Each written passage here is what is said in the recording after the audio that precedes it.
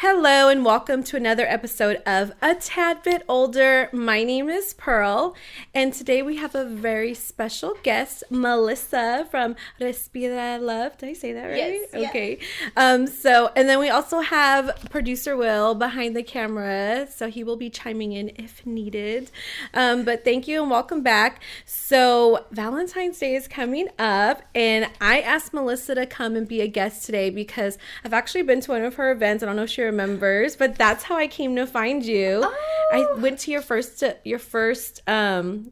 like floral and coffee event at Fair Trade. The Galentine's? Yeah, the Galentine's. So I took my sister and one of my friends, and it was so amazing. And we're going to get into all of what she does, but she brought us this beautiful arrangement today. So you guys from now on will be seeing her florals represented here every week because I got myself a subscription, y'all.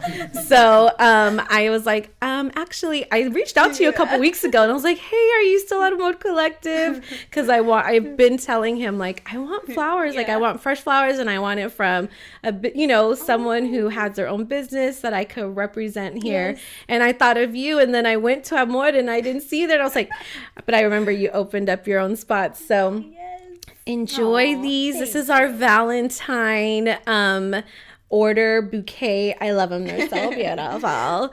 So before we get into all of our questions, I just want you to give a little intro about yourself. Tell us who you are before we start talking about your business. Tell us who you are. So my name is Mellissa Diaz, and I am the owner of Respira Love. I don't do Respira Love full-time yet, so I still work a full-time job. I work full-time in wellness, and I absolutely love it.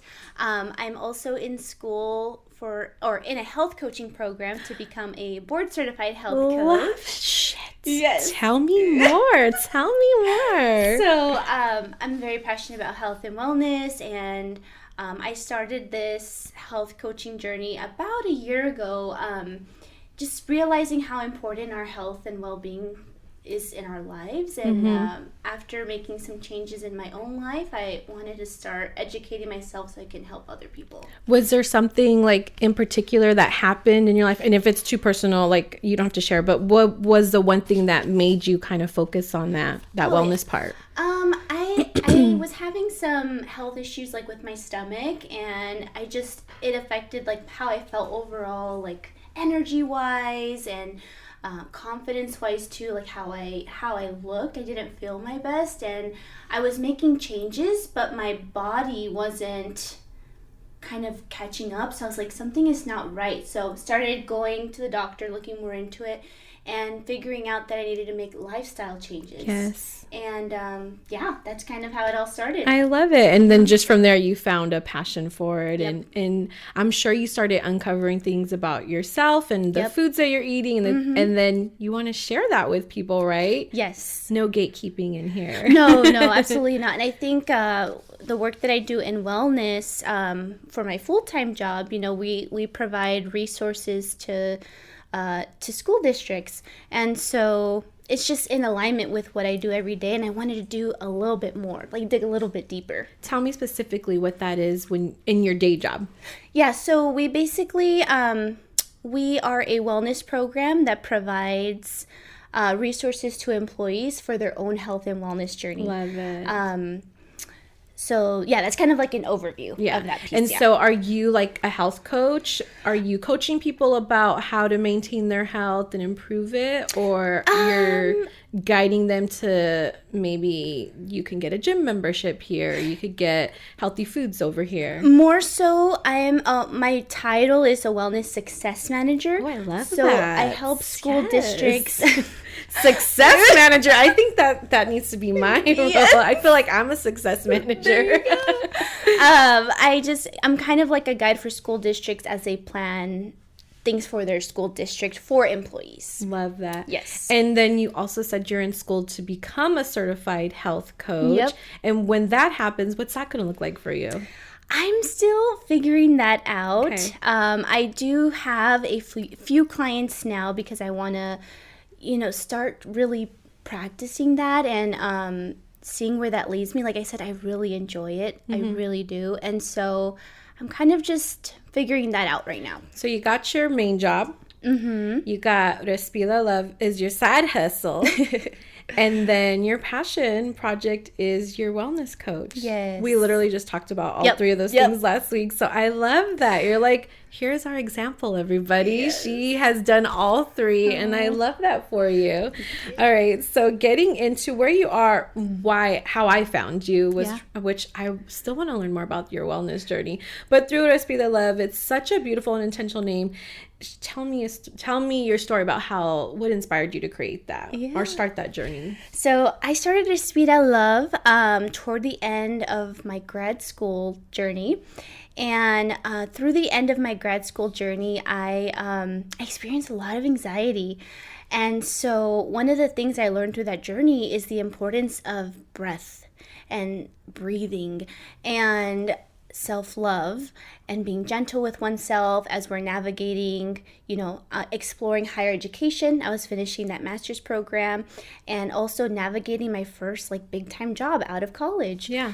So learning to have compassion for myself through that. I love that. So as I was thinking of what can I do to share my journey to hopefully provide inspiration, but also a safe space for others to relate who might be on the same journey or want to be in that master's program or starting their new career. I was like, I want to start a blog. Okay, what do I call it? I want to remind people to breathe. I also want to include my cultura, my culture. So I'm like, breathe in Spanish, respira, and self-love, love. How can I combine the two? And then I just, Respira Love, there you go. So with Respira Love, it's both an affirmation to tell yourself, Respira Love. Yes, breathe love. But also to breathe love into those around you. I love that. Like I said, I went to one of her events and it was so fun. I walked away with the most beautiful floral arrangement. It was amazing. And you had us write messages. Yes. And I remember I came home and I handed it right to my mom and she was just she loved it so much. And I was like, you helped me do that for my mom. You know what I mean? You helped me put a smile on her face and you didn't even know it. So just imagine, I'm sure, everybody feels like that who comes into contact with you. Okay. So, your blog started in 2019. Yes. You said what your original vision for that was. What has it evolved to today? Oh, yeah. So I shared a little earlier that during the pandemic, I actually wanted to start not only sharing my story, but other people's story too, and hear how they practice self-love on their own journeys, whether that's entrepreneurship or maybe that's becoming a physical therapist. But how can we all share the common thing of practicing self-love while also going toward our goals? So started a podcast, and then I always had this interest of wanting to start a business, but I never knew what. Yeah, you're what? I know I need to do something. You had all the recipe. Yeah, and so I was trying to think, well, I have Respira Love, but it's not necessarily a business. It's more of just a purpose-driven project that I'm really passionate about. So I was like, just thinking, what is a physical product that can represent this mission, this message that I'm trying to share of self-love? And I was brainstorming, and I thought back to one specific moment with my grandmother. So my grandmother loved flowers, and at this time, she had recently passed, and maybe this is why I was thinking of this memory, but she was the first one that popped into my mind, and it was this memory of me giving her yellow flowers, and she was so happy, and then I'm like, flowers. So then I thought about every time I've either given my mom or my grandma or someone flowers, or every time I've received flowers or seen the exchange of flowers, it's always an act of love. Yeah, it's such a positive experience. Yes, and I'm like, that's it. No one gets upset when they get flowers. Right. So then I just started with flowers. I started practicing bouquets and went from there. So what made you want to take this passion from online to events and bring it out into the community? Yeah, I think it was honestly the floral piece because it's now a physical product that I have to bring in front of people.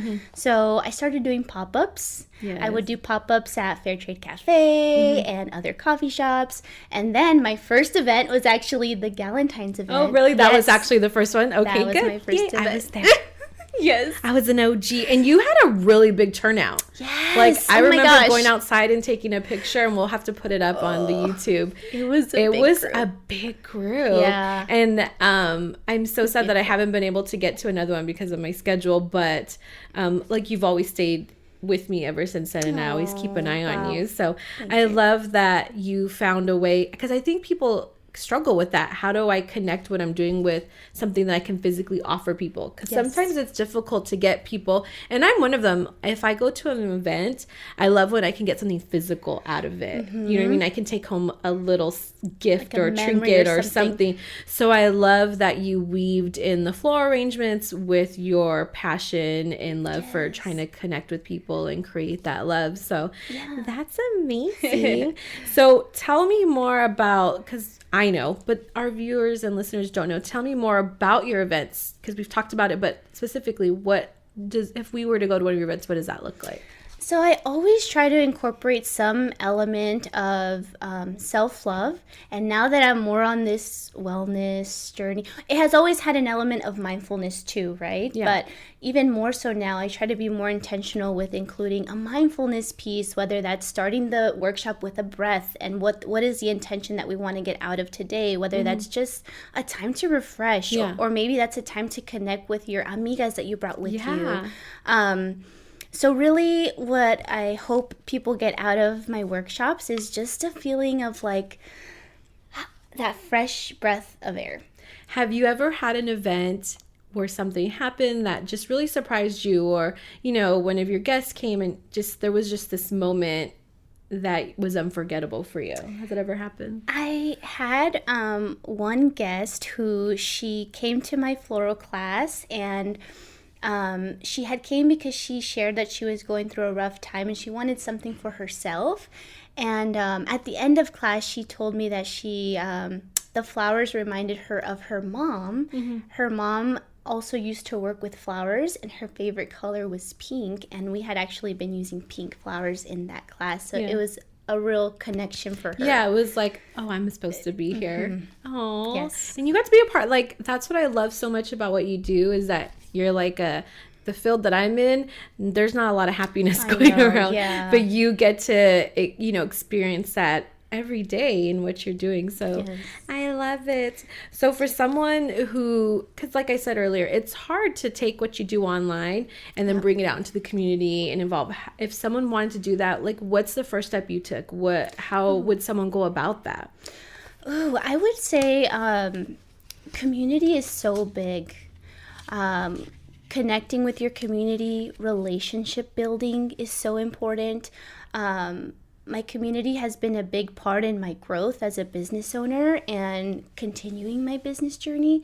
So I would say finding your community, building those relationships, but believing in yourself and really just taking the leap. You don't know if people will show up, but you still show up for yourself and having faith. Well, girl, you could have fooled me. I thought you were like a professional trained florist, the way you put that class and all that. Like, you're so knowledgeable about the flowers. Like, I still use their practices. Gosh. Like, I get my roses, I turn them out. Up until your class, I would just like throw my flowers with all their little, you know, leaves and stuff, the foliage. And so she taught me to clean that off and turn my roses and open them up. And then I think it's hydrangeas. How to guys, did you know you have to water those upside down? Like, you dip them in water. I had no idea. Yeah, because their stem is so thick that the water doesn't make it to the top. And so I did take a lot of lessons from it. Amazing. Plus, I mean, it was a great day. I had so much fun. But that allowed me, I mean, the community that you created through like Fairtrade Cafe, like that whole group of women, I always talk about them here because that's how I've met so many people too. So people who want to build that community or tell me what networking is like for you. Ooh, so I'm a little bit shy. Really? Yes, I didn't know that. I am a little bit shy, but what I've learned is just to, again, take that leap. And also, I think so I don't know if you knew this, but I actually used to work at Fair Trade Cafe as a barista. I didn't. So I had my community there. So I think that gave me some comfort of it was a safe space for me. Sorry. But I think community building and having, if you're a little more shy, having maybe somebody that can go to an event with you until you build that confidence. I love that. But as far as networking, once you get past that point, and I've been doing this a lot more lately, is you have to believe in yourself. And I know that sounds so like basic level, but really believe in yourself. And when you show up to an event, like talk about your passion project or whatever you're doing with as much passion as you feel for it. Just let people see that. Yeah. And as long as you stay true to you, then that's all that matters. I love that you said that, because I say this all the time on here. There are people less qualified out there doing what you want to do. And you have these skills, you have the passion, you have the knowledge. So yes, you should be going for it. Yes. That's really hard. Have you always been someone who's just like, fuck it, I'm going to do it? No, I'm definitely more on the like cautious side. Like, let's plan for it. But being in business, I've learned that sometimes you just have to take the leap, and you figure it out as you go. And if it doesn't work, you pivot and you figure it out. So I have learned to take more risks in business for sure. So would you say, with the lessons you've learned throughout this whole journey, with all areas of your life, with your regular job, your side hustle, your passion project, what lessons have you learned with that? I think being flexible, right? Because you could plan something, but then it may not work out, and just remaining optimistic and having faith that this didn't work out, but I'm going to try again. I'm going to try something new, and let's just keep going and see where it takes us. But also having faith that if it doesn't work out, it's a redirection, right? I love that. It's leading you to somewhere you're supposed to be. Yes. Yeah. And in your case, I mean, that first event was a hit. Yes, this is a success. Like, I loved the whole branding. I loved that the coffee was involved. I loved the space that you utilized, because like you said, community is so important. Yes. And you were supporting a business that also supported you, which probably brought business to both of you, brought attention to both of you. So I love that. But talking about, like you said, taking risks, pivoting when you're looking at, because you're managing a lot right now. What's that work-life balance like, and how do you kind of divvy up your attention to all those things? Yeah, I think so as I've learned more about well-being and wellness, I think that's something I'm continuously working on and becoming more aware of.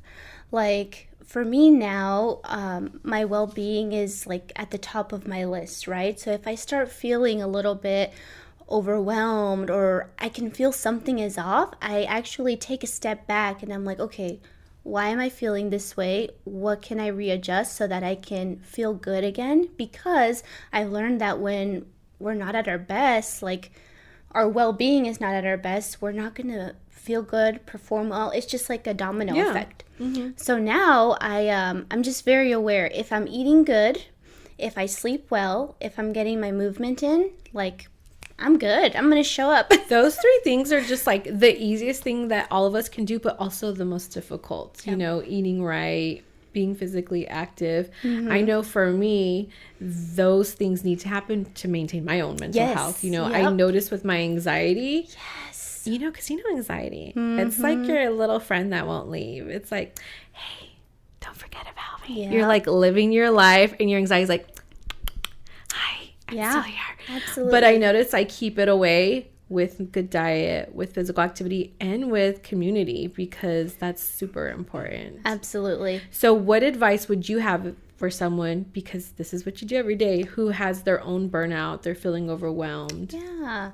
I would say take a step back and really tap into what you're feeling and where you feel like you're not giving yourself the care that you need? Is it you're so busy that you don't have a chance to eat a good meal, that maybe your breakfast is a cafecito, which you need food. Can't start on that. Yeah. And I'm guilty. I used to be like that too, until my body said I can't do this anymore. Isn't that funny how our body knows first? You know, our body is the alarm, and then our brain's like, oh shit, let's figure out what's going on. Oh, it could be X, Y, you know, and then that's where anxiety and panic come from. So I love that part. But tell me also, when you are dealing with the community and you're taking in all that energy from people, like you said, like that person, you know, came and shared a very personal story with you. How do you not carry all that heaviness around? Oh, I try to see how, you know, have you ever heard of the quote, whenever there's like something really hard happening in the world, always look for the person helping. And so when I hear a story like that, I feel so honored that my event was the one thing that was able to help uplift this person and bring them a little bit of comfort with something really hard that happened in their life. Yeah. So that's kind of how I look at it. That's amazing. Like I said, I enjoyed your event. It was so beautiful, and I think if you guys haven't, you need to register. It's February 9th. Yay! But what boundaries have you had to set specifically with yourself to make sure, like, this is my non-negotiable? You know, I will not take calls after this time, or, you know. Yeah. Because I think it's so important when people have so many things going on, like you have your passion project, you know, your job. But I think so many people get burnt out, and then they are like, I need to get rid of one of them. Yeah. You know, versus, like you said, fixing what's happening. So what are your non-negotiables? My non-negotiables are movement. So whether that's going to the gym or just going for a walk, that's like my time to like just fully focus on myself. Yeah. And that's how I practice my well-being. When I make my morning cafecito, like that's my kind of mindfulness too. Yeah. And I think people feel like when they are on a wellness journey that they have to deprive themselves of the good things. Oh, yeah. And I don't think that would use your thoughts on that. No, definitely not depriving. So what I've learned through my health coaching program is it's more of crowding out the things that you want less of and crowding in more of the things that you want more of. So if someone was, because I feel like everyone, especially right now, and we just got out of the longest month ever, January. Oh. For so many people, I feel the energy. Everyone is feeling that anxiety, that fear, you know, what's going to happen. What would you say to those people? That's there's a lot going on right now. I would say give yourself space to feel what you're feeling. Yeah. And then also going back to what I mentioned earlier is if it's something that is happening in the world or the community that's making you feel this way, look for the people helping. And then ask yourself, what is something that I can do to help? Yes. There's a quote in Spanish, like, cada quien podemos poner nuestro granito de arena. We each can put our own little grain of sand. And I think if we focus on what we could do, it helps. Yeah, that's kind of what I was telling my daughter this week when she was feeling kind of fearful about just everything. You know, she hears the chatter of her parents and other adults and other kids. And I was like, honey, the best we could do is be kind, take care of ourselves, take care of each other. You know, the world is so big, we need to focus on our little bubble. Yes. You know, but be kind to other people. If you see someone having a hard time, you see someone getting picked on, you see someone getting bullied, like that's your opportunity to stand up and say, hey, that's not okay. We can't be doing that. So when you're doing your health coaching, what kind of clients come to you? What are their biggest things that they're wanting to focus on or work on? Yeah. So right now, I think the clients that are coming to me, but also the clients that I want to work with are the ones that are juggling so many passions and projects that they want to do that sometimes our health and well-being kind of gets placed on the back burner, not because we want it to, but we're trying to figure out how to put it back on the priority list. So my client is the multi-passionate person. Yeah. And there's so many of us out there. That's what me and my husband, that's exactly what we had to think about when we decided we were going to start all these things all at once, really, is what happened to us. And we had to make a conscious effort. Like, there is no way we're going to be able to do all these things with the way we're currently living. And since we started all of these projects, we also we turned 40. I hate saying that, but it's true. It matters. I don't know what happens, but when you turn 40, shit changes. So we were like, okay, we're 40. I know I don't look like it. No, I'm kidding. No, So we're 40 now. We're starting to notice some changes that happen when you're 40. We want to do all these things. We have 2 small kids. Like, we need to get our shit together. And so, yeah, we really made our health a huge priority. You know, we started seeing naturopathic doctors, seeing doctors outside of just our primary care, getting blood work done that they don't do when you go to the doctor, which people don't realize. Like, I had no idea, when I started that part of health, that there are other things to look for. And we found out so many things about ourselves, but we've really made a conscious effort to focus on our health. Otherwise, we would not. Like, people are always telling us, how do you do it? How do you do it? And I think that, I know that plays a huge role in it, because if you're not filling your cup, right? Mm-hmm. And I think in the Latin culture, we were taught to keep working. Yes. And you're not allowed to rest. Mm-hmm. Like, you have to earn that rest. You have to earn the rest. Yeah. So how did you overcome that? My body told me. You're like, that's true, because if you don't listen, if you don't stop, your body will stop you. Yeah, it literally did. I had to go to the doctor because I just was not feeling well, and I knew something was off. I wasn't myself. Like, I felt tired all the time and just all these symptoms. And finally I'm like, no, I need to get this checked out. And sure enough, it was just a lot of habits that I had in place that I needed to undo and create new ones. Yeah. Mm-hmm. So how does one stick to that, though? Ooh. Like, when you're working with your clients and they're setting goals and you're checking back in with them, how do you help them become accountable for that and maintain it? So one thing about health coaching is that it's very client-led, and every client is very bio-individual. So everyone's journey is so different, but it really is just tapping into what the client's wellness vision is. Like, when they think of the best version of themselves, feeling healthy and really having a great wellness journey, what do they look like? What do they feel like? How do they wake up? How do they show up? And then looking at what are the blocks that are maybe not allowing them to do those things, why it's important for them to reach that wellness vision that they have for themselves, and then literally working with them on how to work toward their wellness journey with their blocks and with their day-to-day life. And what would you say to someone who envisions himself a certain way, but then falls short? We have to start where you are today, meeting the clients where they are, and starting small. You have to make goals that feel attainable, right? Because if we make goals that are too, not realistic, it's going to be really hard. So, yeah, just starting small, starting where you're at. Simple changes. Okay. Yeah, because right now I have this goal that I'm going to walk every day. I'm going to go hiking 3 times a week. Tell me why in the last 2 weeks I have done none of that. But I have lost 7 pounds in the last, month. I have changed my eating habits. So I have to give myself grace for that. But I also still feel really guilty. I almost feel sometimes like you're breaking a promise to yourself. So how do you get back from that?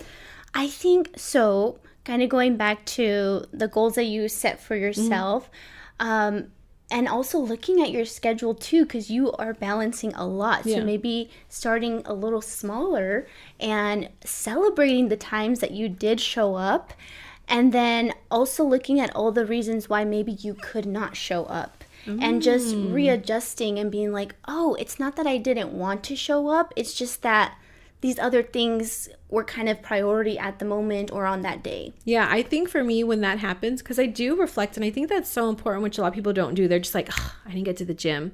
Yeah. I messed up today. That's it. It's over. But I think it's so important to stop and reflect, because I know when that happens to me, I'm like, why don't I want to go? And I'm like, oh, because my body's telling me I'm tired. Yes. And I need to prioritize coming home and maybe just taking a nap, or just coming home and resting or connecting with my family. Mm-hmm. And then I don't feel so bad about myself, but I still feel like I'm breaking a promise to myself, because I'm like, dang it, I always say all summer, because if you guys been here, you know I hate the summer. I hate the heat. It brings brutal. Me so much anxiety. And all summer I say, I thrive in the winter and spring. You just wait. And I tell my husband, oh, when the winter comes, I'm back out there. No, I'm like, it's too cold. I want to go home and cuddle. Yeah. I don't want to get back out there. So I think it is definitely a challenge, but I love what you said about celebrating the small wins. Yep. And then reflecting on why. Yep. You know, what circumstances led to it? Because, I work at 3 a.m. sometimes. There you go. I need to come home and nap. I can't go hike. Exactly. I remember I signed up for a whole week of working the morning shift. And I was like, when I get off, I'm going to work 3 to 7 in the morning. And then I'm going to go hiking. And then I'm going to come home and hang out with the kids. No, that didn't happen. And so I realized can't work. I love those morning shifts. I like the pay, but for my body, it's just not working. Yeah, it's just adapting to your life, Yeah. So what's next for Respira Love and for your health coaching? What is that going to look like for you in the future? Ooh, well, I'm still exploring that. Like I said, I love health coaching, and I'm actually hoping that I can do it in my job, in my full-time job. Maybe there will be opportunities for that. But with Respira Love, I do want to start including some pieces of wellness and well-being little by little. So for example, on our February 9th workshop, I'm going to have a mindfulness activity, meditation. We'll chat about self-care tips that we could do, especially right now with a lot of things happening in our world. How do we kind of stay how do we take care of our well-being during times like these? And then we're going to have some really healthy snacks. So I'm going to have natural juices by My Mom's Juice LLC. I've never tried it, and I'm so excited. I just posted about, I love how did I get in touch with My Mom's Juice? Oh, someone I worked with. And so we have juice right now. I'll have to give you one when you leave. But literally me and him were having breakfast the other morning, and we seen David and Alicia, the owners, walk by and I go, hey, there goes My Mom's Juice. And I said, I didn't order juice this week. I literally chased them down, and I was like, do you guys have juice, extra juice? And I bought a whole bag of juice because I love their juice. I can't wait to try it. I haven't tried it. My favorite is the immunity shots. Okay. So I buy the 10-pack. And I drink those every morning. I swear I've seen such a change with my gut health, and my acne has calmed down because of the turmeric and ginger that she puts in there. Wow. My other favorite is the chata matcha. Oh. Throw some protein powder in there with the protein powder. Oh, it's the best. We love my son's fave. The green juice I love. I think that's just a staple. Yeah. And then I love the grapefruit. I started drinking the grapefruit juice because it helps lower blood pressure. And I was trying to lower my blood pressure because I told you 40 got me. But that's awesome. So awesome. Yeah. I love that and I try to do this too. I love that you're incorporating other small businesses. Oh, yeah. And supporting other women as well within your own projects and events. Absolutely. That's what it's all about. Elisa's mini pancakes will be there. She's going to be making little mini heart-shaped pancakes. Fair Trade Cafe will have their cafecito. I love it. Yep. I'm going to just buy a ticket and then you put all my shit to the side for me. Can you make my mom inspiring? Put a juice, put a pancake. Yeah. Hey, that's a good idea. Little bundles. Oh, that is a good idea. I know. And you get so creative. I love the coffee one that you do. Oh, cafecito y flores. Yes. I don't drink coffee, but I love a good chai tea. Yeah. But I'm that's such a good teacher gift. It's such a good, just a any day gift. I always tell my husband, I'm like, my flowers are dying on the side of my bed. He's like, give me a chance. Because I love flowers. Aww. It's isn't it like feng shui to have like fresh flowers in your home? It's good for your well-being, like mental health. It kind of just brightens up the space. You have a little piece of nature in your home. Yeah. If you guys care, let's move them forward. If you're watching on the YouTube, they're so beautiful. When you're putting these arrangements together, I'm sure you're putting your good intentions into it, right? Oh, yeah. You do a little ceremony when you start putting, like, you know what I mean? I know some people, when they start, like, before I come in here, I'm like, put some good vibes out. Let me spray my essential oils. Let us have a good time. What's that ritual like for you? When I'm making flowers, so it all starts when I'm like picking out the flowers, like with the color palettes are really important to me. So I go to the flower shop or the whole, wherever I get my flowers from, I go there and I kind of just look what's available, and then I kind of let the flowers speak to me. Oh. And from there I choose the colors, and then once I get back to my little flower studio or my design space, I love listening to podcasts, or I love watching YouTube. Love it. So then I'm just enjoying my show. I think she's gonna have a new one to listen to while she's doing flowers. Yes. Besides your community events, there goes our kids upstairs. Was that what that was? Oh! You're like, what the hell? The waterfall in here. So besides your community events, I noticed that you have also picked up private events, right? Yes. Tell me more about that. Yeah, I love doing private events too, because it's a very focused group.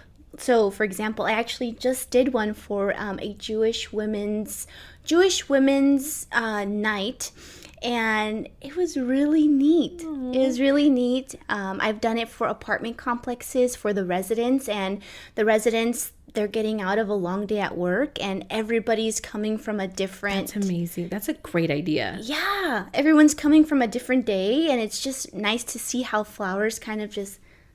Was that something you came up with, or like just through networking someone said, hey, someone requested it, and then from there I'm like, this is a really good idea. Yeah, I love that. So wait, tell me more about this apartment complex one, because I did see you post about it, but I'm like, wait, what is happening here?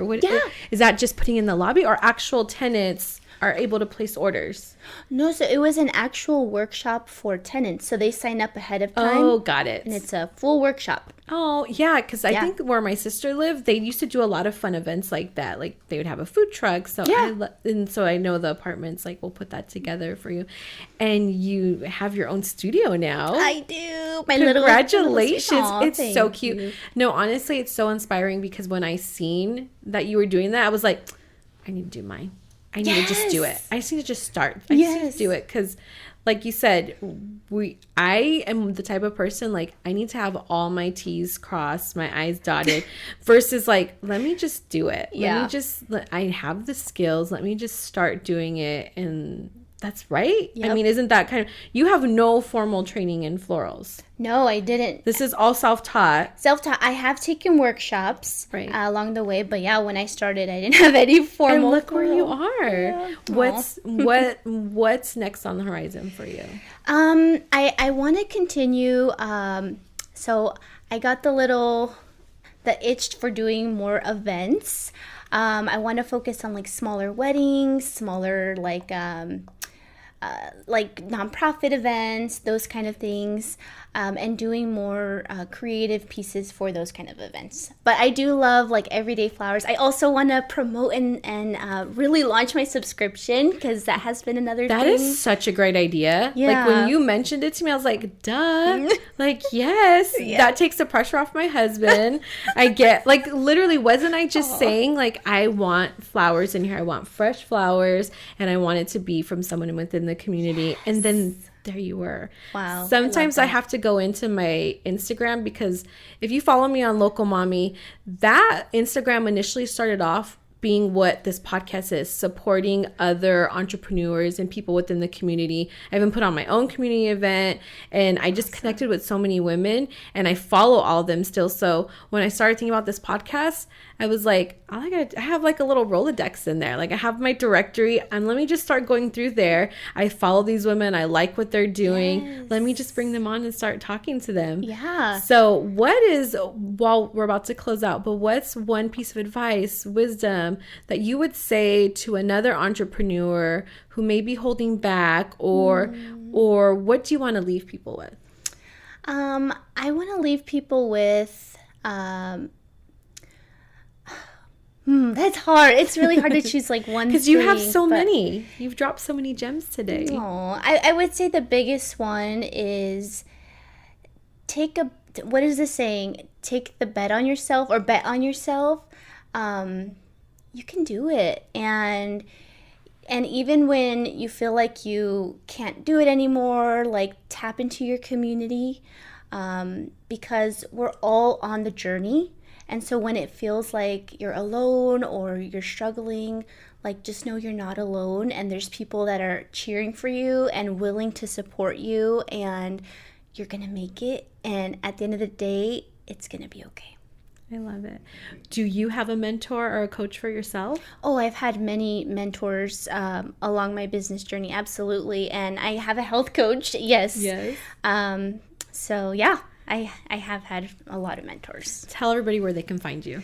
Respira Love on Instagram. So it's Respira Love and then _ at the end. And then my personal is Mellissa with 2 S's and 2 A's .ds. Well, thank you so much for being here. Like I said, you guys, check out her page. She does have an event coming up on February 9th, and just follow her overall. Get your subscription and utilize her for one of your personal events. Thank you so much for coming. Thank you for having me. This was awesome. Yes. Thank you.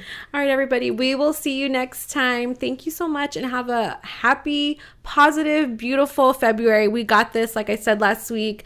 Let's go back to the drawing board. Let's start over. It's February 1st, the new year. We're starting now, okay? Bye. That was awesome. That was great. Yeah. Good job.